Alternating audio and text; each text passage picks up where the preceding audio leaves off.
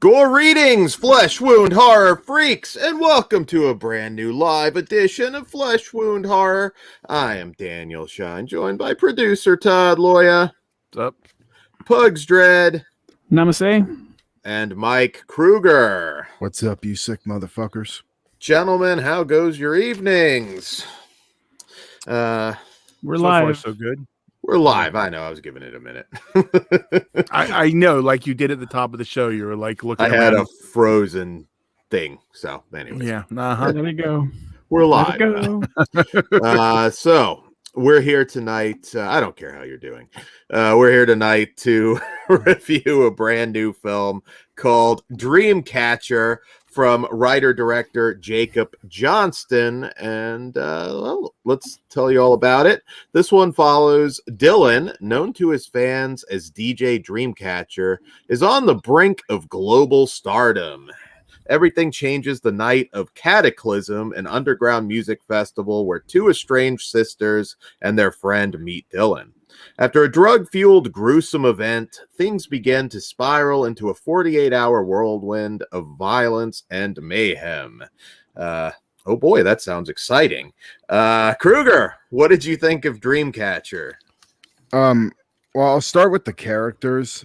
They were all pretty basic, nothing new really. And they were, they kind of had some of the typical slasher tropes, which isn't always a bad thing, but it was just like modernized version of slasher tropes to me, and I didn't find them all that interesting. The dialogue in this movie I thought was pretty cringy at times. There was like certain times where characters would go into like a little like just weird monologue, and it didn't really make sense, and I just didn't think it was well written.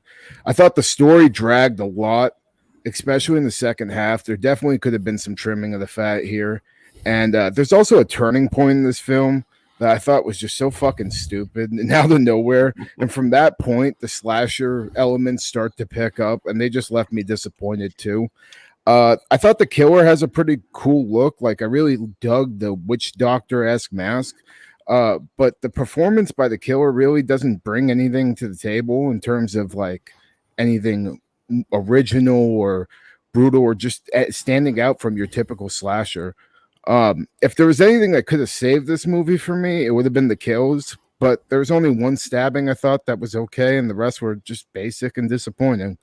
So overall, this wasn't really good at all for me. I thought it had some potential. I was pretty excited when I saw the trailer for this, but it didn't live up to any of the potential I think it had, and I think it's also plagued by a runtime that feels like it goes on forever, and that on top of the kind of lackluster script with these poorly done twists and no characters I could connect with. I didn't really care for this at all. I don't think this is really worth your time. If you want a movie similar to this, it's actually way better. Check out Party Hard, Die Young. It's another slasher that has to deal with like a rave setting, and I think it's way better than this. Yeah, I will say this for Dreamcatcher. It's every bit as good as you'd expect for a film that stars Lou Ferrigno Jr. Now, he's not even a star, though. Like, he comes in late in the game. I think he gets top billing. You If must I'm not have heard his mistaken. calling time. Well, it's never going to be as good as his dad's film Cage, which is about a mentally challenged cage fighter. So just made me want to watch that. The movie that almost inspired Dan to become a cage fighter. Go screw yourself, Todd. See, I was clean there. YouTube live. This was a slog, man. I mean, it's way too long, ridiculously long. They pad this out with so much just random club footage.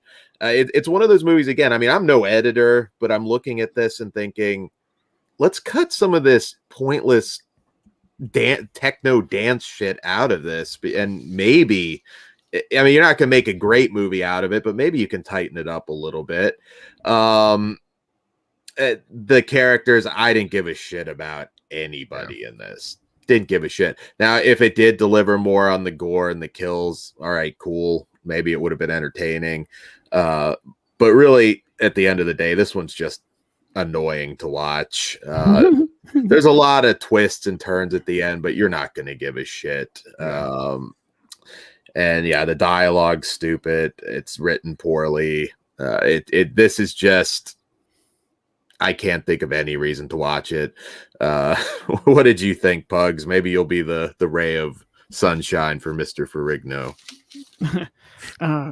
Doubt it. I'm with you guys. With the dialogue, the way it's written and the way it's delivered, it just sucks. This movie is complete nonsense. I wasted my fucking time. The barely anything charming about this movie. The only thing charming I found about this movie is like some of the lighting choices were kind of cool, but it was just wasted. I'm glad people got paid and able to pay their bills making this stupid fucking movie, but I did not like it. I do not recommend watching it. I'm even sad we're talking about it now. It even had that line, "I've ruined more lives than Mitch McConnell." What slasher audience is going to know who Mitch McConnell is? It was so fucking dumb. That's a snob saying. That's a snob word, but yes. But it was dumb. Yes. And her fucking mustache twirly delivery of it too. Like everything about this is wrong. And I'm sure some fucking hipster douche is going to be like, "Oh, this movie was the movie of the year." Well, good for you, but no. You think so with this one? There are a bunch of hard R-worded people out there that, yes, I think they will fight for this stupid fucking movie. Todd? Todd, the final hope. I think I liked it the most. Well, at least the first 20 minutes of it, I was really into it. Maybe 30, and then after that, I was like, no. You mean when they were on the couch just hanging out watching a movie? That part was okay. And the opening scene. I was interested the first 20 minutes, and then it started doing stuff, and I was like, it's going to be a long hour and 20 more minutes. And how the fuck do you advertise it else? Oh, it's a 10-hour party of the year. There's fucking 10, 15 people behind you in one. Yeah, dumb. Fucking felt like a 10-hour movie. It did. Yeah. Unfortunately, I can't say it's worth that $6.99 rental or the $12 Vudu purchase price or any other streaming. If you really are interested, I say wait for streaming, like a Netflix or whatever. The Pugs don't even bother with that. Yeah, I don't think so either, to be honest.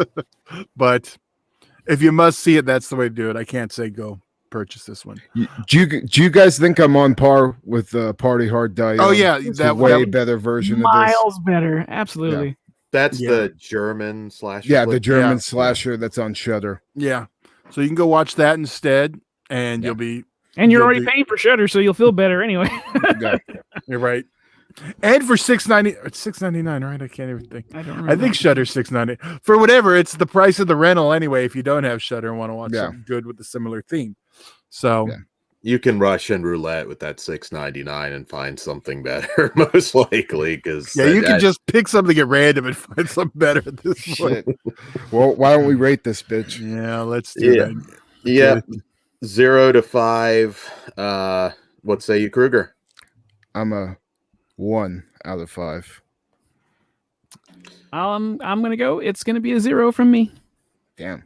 I'm with Kruger. I'm a 1 also. So I'm a 0. If they trimmed it up a little bit, maybe it could have gotten a pity star, but no, it's a 0. It's a pain. It's just a pain in the ass to watch this one. Stick to those Wimpy Kid movies. The Diary of the Wimpy Kid guy. He was the main dude, the main simp. Oh, he was. Well, I'm sure I never saw Diary of a Wimpy Kid, but I'm sure it did. Oh, you were too busy to watch the movie. Never I'm mind. waiting for one of those movies to just you know what? I'm bringing 2 guns to school and settling it like a G. America. Yeah. I don't think they're gonna get that dark, Pugs. I mean, that's kind of.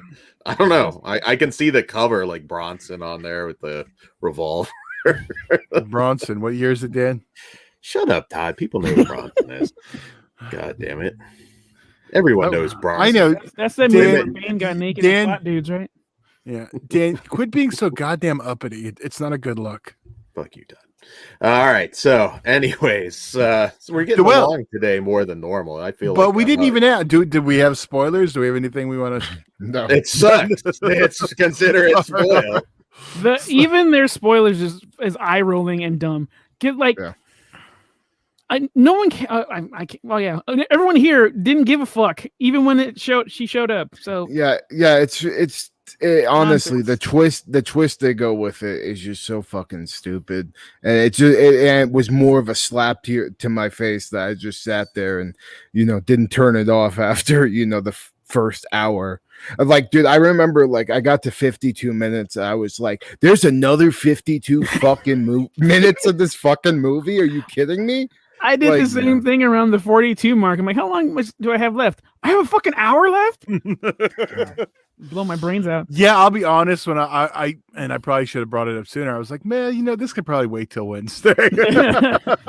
But that dialogue really made me wish I was like Lou Ferrigno, and I just couldn't hear these fucking assholes. Dude, when that girl was going into the Shakespeare shit for like literally like 2 minutes, and the guy's like, "What the fuck?" I was with him. I was like, "What the fuck is this?"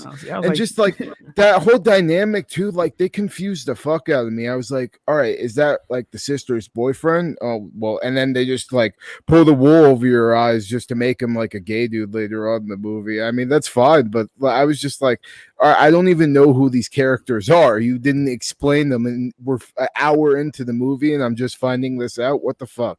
Even when she showed up at the door, I thought they were just friends. Like, who's this bitch? Oh, it's your sister. You haven't seen her in 3 years?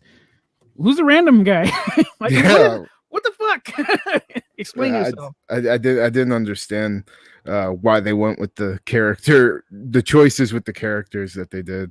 But yeah, the only even the only redeemable character like in the whole fucking movie is barely in it, and that's a shame. So yeah, it's a turd, unfortunately. I was really excited, man. The trailer was so much better than the goddamn movie. I mean, fuck. Yeah, this movie's fucking nonsense. Don't like it. But watch Cage with Lou Ferrigno. I think, if you take anything away from here today, it's watch Cage. Cage is the classic 90s I think maybe late 80s action movie that must be seen to be believed.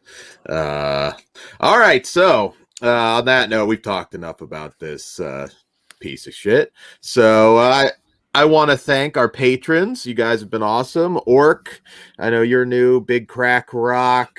I'm never not going to laugh at that name. That rules. Big Crack Rock has got to show his face sometimes. We want to see you, Big Crack Rock. Orc, Hayden, believe you're our newbies. Yeah, we can't forget about our first one, Chris. So. Of course. I think he had a request for something that we're Shook. gonna. It's on Shudder. I've seen it. If you guys need to, if you want to add it on Wednesday. Yeah, well, we are either this week or next week. It will happen. Okay. So, also, we've got a big show coming up. Our 500th episode show. We are gonna have giveaways, surprises, all sorts of things, and we'll be telling you more about it on the road to 500, but you will not want to miss it. You get some swag and celebrate with us, so it'll be really cool. And on that note, shout out to Wild Eye for hooking us up with some swag, and UEW. Maybe we'll put together a Kruger package if we can pick out his favorite matches. All right, so we got at least that so far. And what day is that going to be, Dan? March 24th. March 24th. Okay, I was trying to do the math. Well, if you would have looked, it's in the chat notes. Dan probably has it on full screen right now, so I don't know. I don't either. But yes, March 24th. All right, March 24th. A couple more weeks. So be there for it. It's going to be awesome. Well, yes, on that. Also, like, share, and subscribe, and hit that notification bell here on YouTube so you know when we go live. We're doing a lot of live stuff Wednesdays now, so stay tuned to that. Also, patreon.com/fleshwoundfeatures. It all starts at $1. We have early, uncensored, all sorts of exclusive content on there, and it is well worth your money. And yes, that's all I've got. All right. Well, plugs. Don't forget We're across all the social media bullshits, so come find us everywhere and check out fleshmoonfeatures.com. Please and thank you. So with that being said, gentlemen, that's GTFO. Dan? Watch Cage and have a good night. Didn't even do his line. I'll shine. Stay sick, motherfuckers. I'll see you in Disneyland. Guten Tag.